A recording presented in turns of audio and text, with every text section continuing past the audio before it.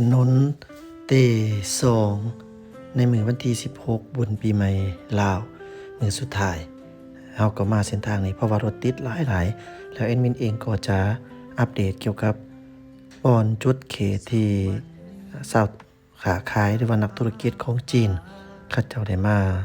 เช่าหรือสัมปทานสถานที่ตอนดินอยู่จุดแห่งนี้โดยเฉพาะแม่นสังเจียงและก็อ้อมรอบจนไปฮอดแถวเขตหนองดวง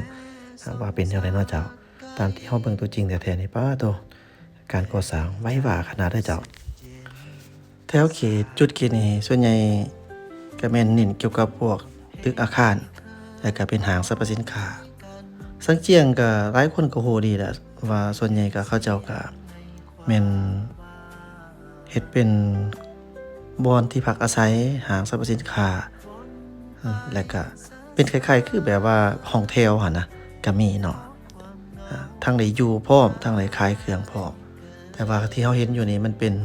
ทั้งโรงแรมเป็นทั้งร้านอาหารที่จีนเขาจะมาสร้างใหม่ฉะนั้นนับตั้งแต่จุดเขตเกือบฮอดอากาศปานอากาศเด้ถือว่าเดี๋ยวนี้คนจีนเขามาเซาหลายเจ้าท่านผู้ชมคาดว่าได้ดีไปให้อีก10ปีนี่ก็คือสิแน่นหน้ากว่าเก่าแล้วเจ้าท่านผู้ชมโดยเฉพาะแม่นการก่อสร้างตึกอาคารต่างๆเพราะว่ามันไวขนาดนี้นะเฮาบ่ได้เห็นทางนี้ประมาณ3เดือน4เดือนมาฮอดตอนนี้เบิ่งแม่เจ้าท่านผู้ชมเบิ่งบ่แม่นแต่เฉพาะแต่หน้าทางเท่านั้นเนาะเจ้าพุ่นเข้าไปทางในเพิ่นก็มีเพราะว่าเส้นทางมันก็ตัดหลายแง่หลายหยังหั่นน่ะแต่ว่าเส้นทางที่เฮาอยู่ตอนนี้มันเป็นเส้นทางถนนตี2หรือว่าอีกชื่อหนึ่งก็เป็นถนนอาเซียนจุดเริ่มต้นปากทางแถวบ้านอากาศขี่เข้ามาทางนี้ใกล้ไปจนไปฮอดพุ่นละบ้านโคกอันนั้นอิหยังก็พ้นสะอาดเจ้าจนไปฮอดพ้นสะอาดต่อใส่ถนนไกรสอนถือว่านี่เป็นถนนตี2ถือว่าจุดขอบเขตนี้โดยรวมตามที่เฮาเบิ่งจนไปฮอดหนองดวงแล้วก็เลิกเข้าไปทางแถวทางคิวรถไซเหนืออีกถือว่าการก่อสร้างจุดเขตนี่แต่ก็ไปฮอดเขตนั้นถือว่ามีการก่อสร้างที่ค่อนข้างไวหวาเนาะโดยเฉพาะแม่นตึกต่างบ้านซองเกิดขึ้นปงขึ้นเอ้าก็มีแต่โอ้ยแหย่เข้ามาตลอดเนาะครับปล่อยเขาจะไปคันเฮาไปมันก็ไปบ่ได้เด้ไปบ่ได้จำเป็นหยังเฮาต้องสิสู้ซี่เขาไปจอดไปกับบอนกลางเนาะเฮาก็ปล่อยให้เขาเจ้าไปก็ดีกว่าแต่วันนี้เฮาไปได้เฮาสิท่าตลอดก็บ่ได้ก็เบิ่งตามจังหวะมันนั่นแหละเจ้าท่านผู้ชมประมาณนั้นแต่ว่าย้ำอีกเทื่อนึงเนาะขับรถอยู่บ้านอยู่เมืองเฮานี่ต้องระมัดระวังหลายเพราะว่าการใช้ยานพาหนะการขับขี่ของแต่ละคนก็มีความแตกต่างกันฉะนั้นก็ค่อยไปค่อยมาโดยเฉพาะแม่นปีใหม่สงกรานต์อะไรต่างๆนี่ถือว่าผู้คนออกมาดินหลายเนาะบ่โรงแรมเกิดขึ้นสะอ่อนนี่เจ้าท่านผู้ชมเอ้ยเบิ่งกันไปจังซี่เนาะเจ้าท่านผู้ชมเบิ่งตามความเป็นจริงเบิ่งตามบรรยากาศตอนกลางคืนตอนนี้ยามหาว่าคันบ่ดีเฮาก็บ่ได้มาเนาะแถวเขตนี้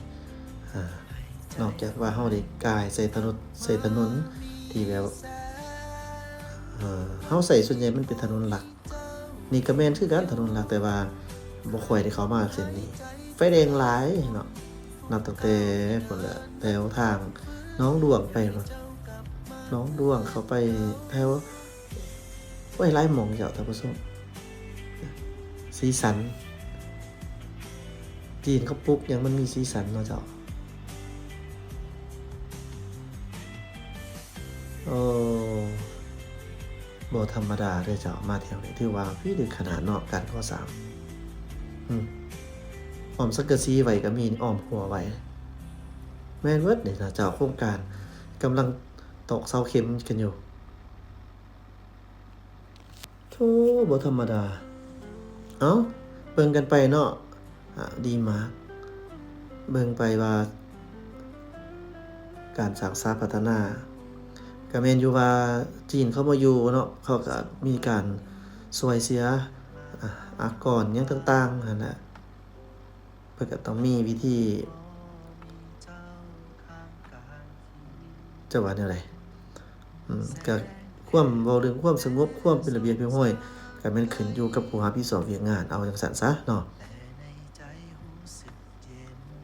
คันเว้าในรูปแบบการเมืองเพิ่นสิว่าเอ่อเป็นเมืองจีนขึ้นหัวเป็นหัวเมืองขึ้นของจีนเอาก็ว่ากันไปล่ะเจ้าท่านผู้ชมเบิ่งตามตัวเป็นจริงเนาะไผสิว่าจั่งใดก็แล้วแต่ส่วนบุคคลเนาะเราก็บ่ตีก้าวก่ายก็ว่ากันไปแต่ในมุมมองความคิดของเรา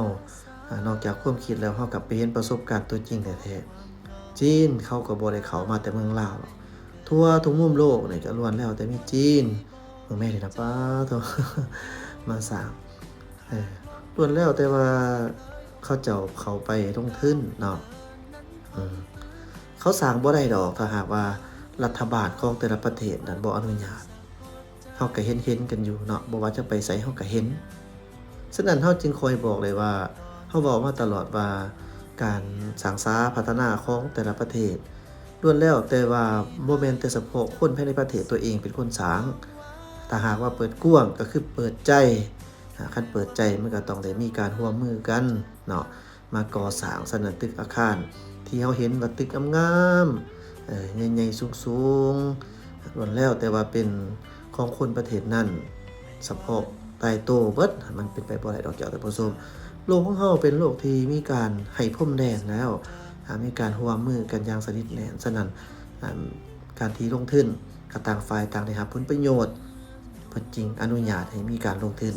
คันซั่นนี่ก็คือสิบ่ที่บ่เนาะประมาณนั้นอยู่ซื่อๆเขาก็สิมาญาตเอาดินตอนต้นหญ้าเฮาไปได้จังได๋วะเนาะคันบ่แม่นว่าอ่ามีผู้อนุญาตตกลงกันคักแน่จังค่อยสร้างสาได้มันก็เป็นประมาณนี้ล่ะเจ้าท่านผู้ชมจะเป็นแนวใดเนาะถ้าหากว่าอ่า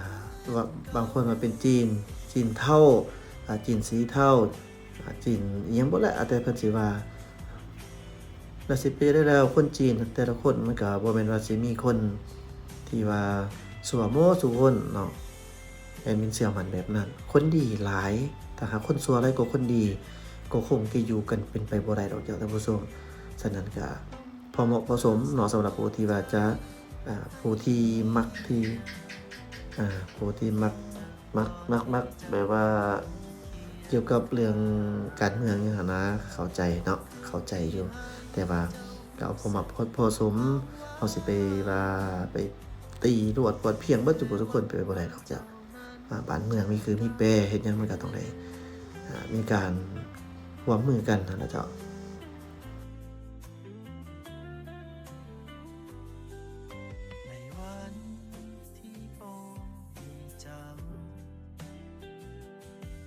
ทรงจำยังคงอยู่เจ้าเป็นเหมือนดวงดาวคอยส่องให้ใจคอยกลับมามีแสงวันที่บ่มีเจ้าอยู่ขาดลมหายใจที่เคยอบอุ่นทุกก้าวที่เดินนั้นฝนฟื้นอยากให้เจ้ากลับมาเหมือนเก่ารถที่มันติดขัดหลายนี่เนื่องจากว่าบนปีใหม่ลาวมื้อนี้ถือว่าเป็นมื้อสุดท้าย16เมษายน2025ที่นครเวียงจันทน์คนเต็มหลายเขตสีหอกสีหอมรวมไปจนหลายพื้นที่เนาะถือว่าอยู่ในใจกลางเมืองแม่นปิดถนนหนทางเพื่อให้ผู้คนเข้าไปปานนั้นบางบ่อนเราก็ยังเห็นว่ามีรถที่เข้าไปได้หรือว่าอาจจะเป็นรถภาคส่วนที่เกี่ยวข้องบ่หรือว่าแนวใดเนาะอันนี้เราก็เบิ่งนำกันนั่นล่ะเจ้าท่านผู้ชมนี่เนาะทางไปหนองด้วงเข้าไปทางนั้นก็มีการก่อสร้างหลายแอดมินจะไปอัปเดตให้ท่านผู้ชมได้เบิ่งในยามตอนกลางคืนเด้อเจ้าเว้าหลายก็เว้าผิดเนาะในยามตอนกลางเว้นซั่นดอกมีเวลาจะไปอัปเดตให้เบิ่งคาดว่านครเวียงจันทน์อีก5ปี50ปี5ปีนี่ก็จะมีความสิว่าจั่งใดมีความเป็นหูเป็นตาขึ้นกว่าเก่าอีกถ้าหาก10ปีบ่แน่มันอาจจะสีสันอาจจะเพิ่มหลายขึ้นเท่าที่คิดว่าน่าจะเป็น